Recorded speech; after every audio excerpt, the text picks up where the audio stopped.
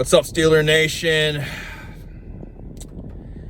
This video is kind of late, but I was still watching a couple of games after our miserable performance against the Cincinnati Bengals and what was supposed to be a bounce back game. But nothing is promised in this league. It should have at least been a good game. It should have been a great AFC North divisional showdown. It was nothing close to that. What it was a bloodbath. It was us getting our clocks cleaned by the Cincinnati Bengals. And first off, I want to give kudos to the Cincinnati Bengals. Great game plan. Burrow had a great game. Just kudos on both sides of the ball to the Cincinnati Bengals. They did what they needed to do to get a huge win in the Steel City. And the Bengals end up handing us our second consecutive loss to drop us to 1-2, and our second consecutive loss at home, 24-10. And this game there's really no pluses you can take out of this game. I would have to say Najee Harris, he did good for me fantasy-wise, gave me a bunch of points fantasy, but who cares about that right now? The biggest take from this is we got destroyed. We got our clocks cleaned, and there need to be major adjustments throughout the course of this week. There needs to be major answers to what the fuck is going on. Excuse my French, but what the hell is going on with this team right now? This team is not focused. Don't give me, the offensive line is young, but it's time for these men to grow up.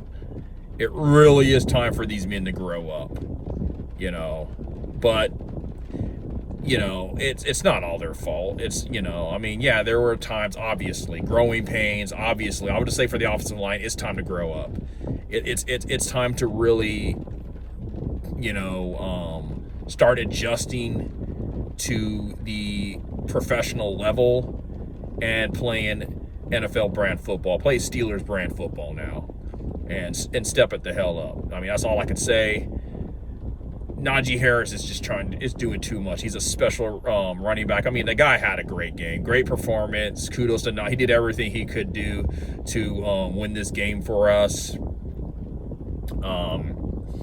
He did everything. He was doing everything with very little blocks or no blocks at all. He was turning there was a lot of points in this game where Najee was turning nothing into something. And that's huge. And that's a plus that we have a promising running back. But the same situation with Ben Roethlisberger. If you can't block for this guy, not only are you going to get your quarterback hurt, you're going to get your running back hurt. And that would be very tragic to even lose Najee Harris. I don't even want to talk about this. But once again, we played a game without TJ Watt. I don't even believe we had, correct me if I'm wrong, I don't even think we had Joe Hayden in this game. I didn't hear his name once. I don't even know we even had Joe Hayden. I don't think we even had Joe Hayden in this game. We were missing quite a bit of guys. We were missing Alex Highsmith. There's no excuses, man. It's next man up. We were playing against a Cincinnati team that was missing a lot of guys. So it was an even matchup. It was even in that category. There's no excuses. This team is not focused. There's just so many questions. And now we're going to get to a big story, Ben Roethlisberger. Am I going to be doom and gloom and say that it's over with for Ben Roethlisberger? No. But Ben Roethlisberger needs to start making better decisions with the football.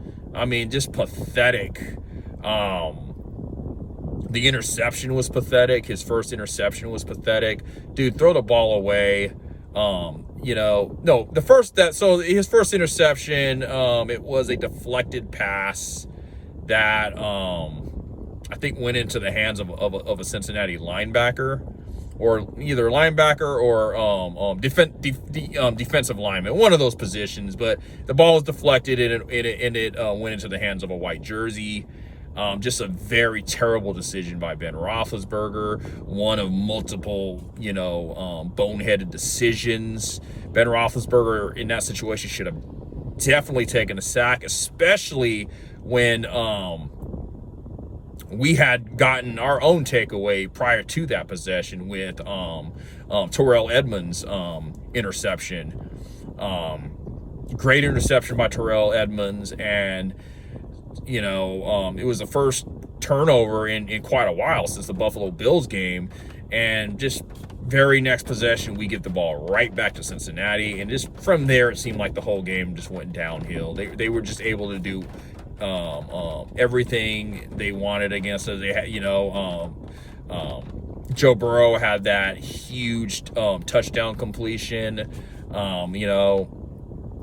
I'm sorry, Tar. I'm terrible with names right now, but the same thing with Ruggs in the previous game. We give up the big explosive touchdown, and we're missing a lot of guys on defense. But like I said, it's the next man up mentality, and you cannot give up big plays like that, man. Those type of plays right there, that touchdown, it just changes the whole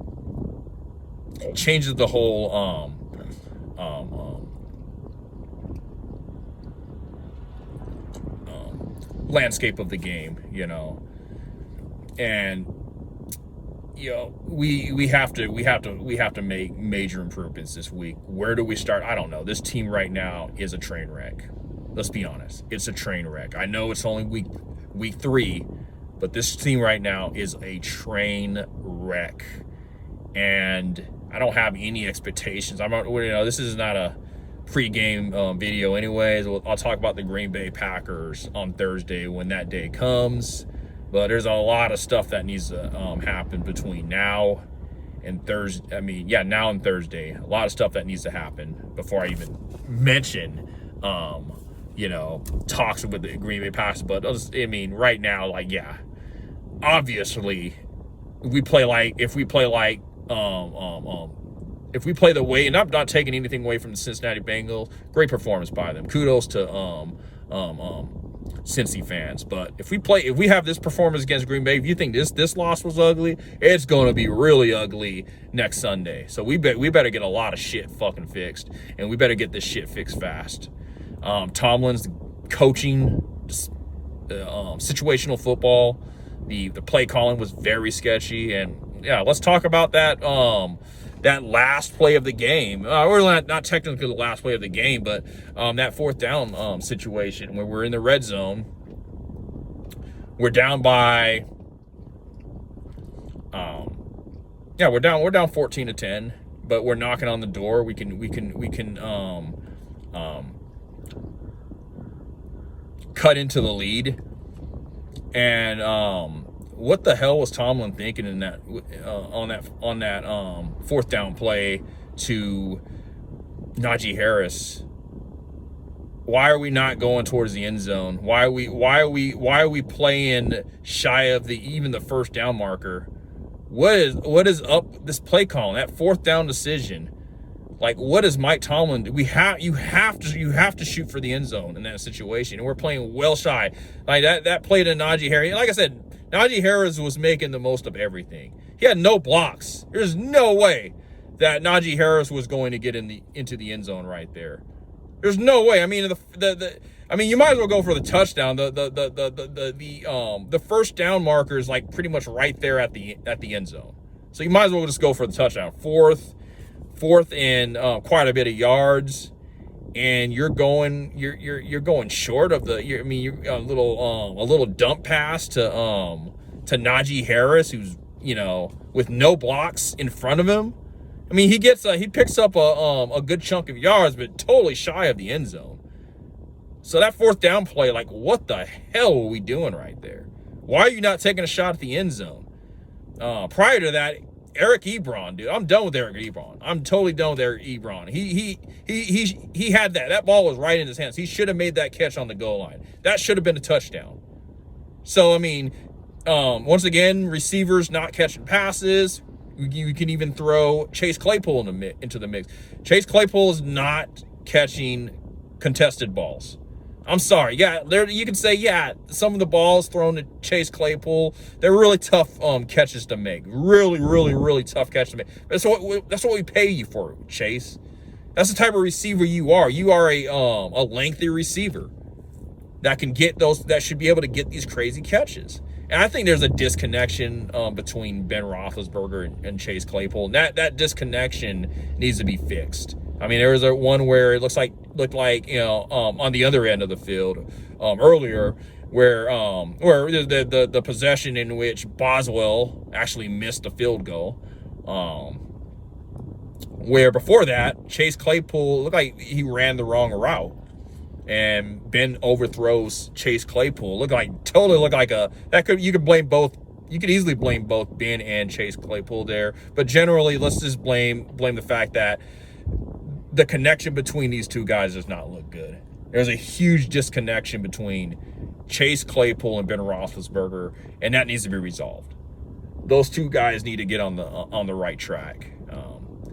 But it's just, we're on our own way, man, in a lot of ways. This team's a mess. This team is not focused. This team's not disciplined.